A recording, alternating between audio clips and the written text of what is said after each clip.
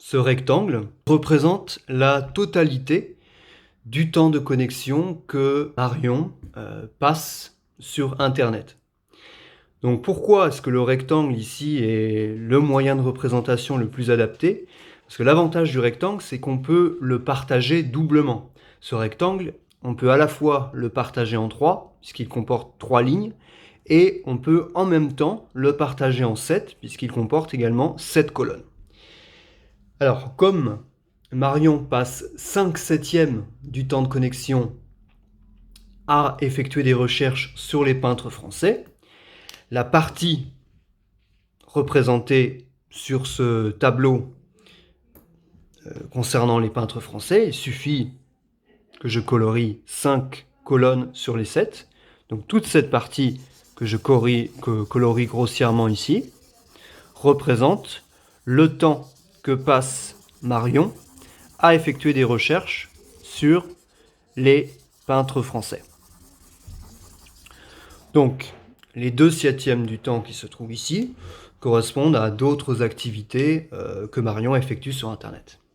Maintenant, dans cette partie-là, qui est donc consacrée à effectuer des recherches sur les peintres français, on vous dit que de cette partie-là, 2/3 sont consacrés à des recherches sur les peintres impressionnistes français.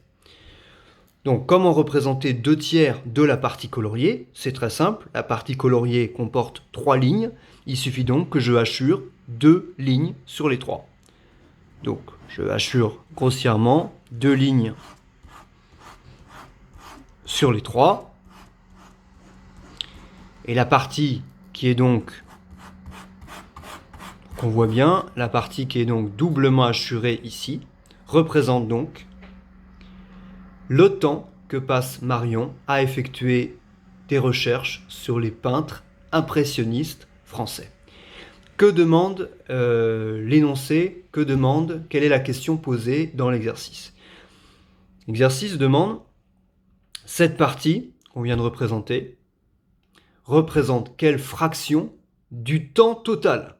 Le temps total, c'est le rectangle entier.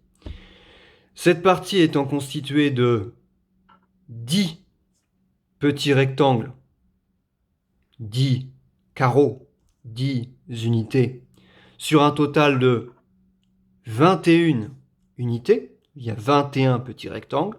Ici, il y en a 10. On peut donc dire que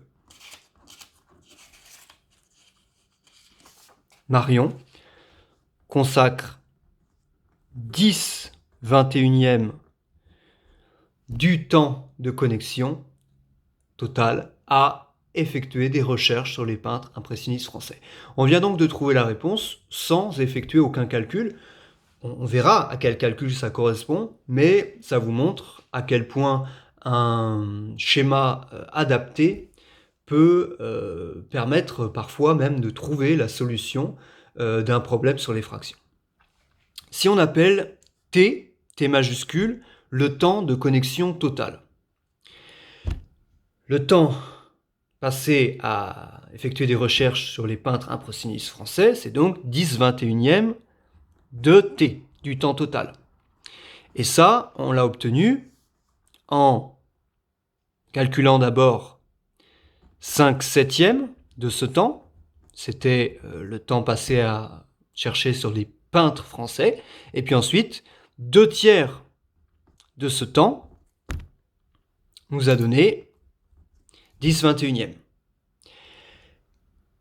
Vous savez que calculer une fraction d'une quantité, par exemple calculer 3/4 d'une quantité Q, revient à multiplier 3/4 par Q. Si vous avez à calculer A sur B de quelque chose, ça revient à multiplier A sur B par la quantité. Donc, si je remplace les mots de par une multiplication, on peut donc dire que 10/21e fois grand T, c'est la même chose que ici 5/7 de T, c'est comme 5/7 fois T. 2/3 de, c'est comme si on multipliait ça par 2/3. On a donc 2/3 fois 5/7 fois T qui est égal à 10/21e. On peut l'écrire 2 tiers fois 5 septièmes est égal à 10 21e. Que remarque-t-on?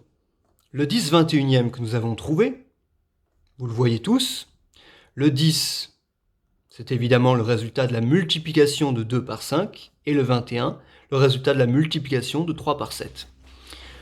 On vient donc, sans le dire, sans le savoir, de multiplier 2 tiers par 5 septièmes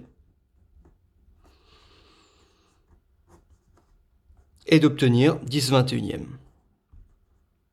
Par le calcul, on aurait fait 2 fois 5 sur 3 fois 7. Et c'est comme ça qu'on va le voir, c'est comme ça qu'on peut multiplier deux nombres relatifs en écriture fractionnaire. Il suffit de multiplier les numérateurs entre eux et les dénominateurs entre eux. Ça, c'est par le calcul.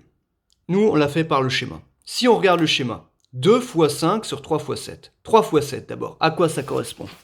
3 fois 7, ça correspond 3 fois 7, ça correspond au nombre de carreaux total, 21, 3 fois 7.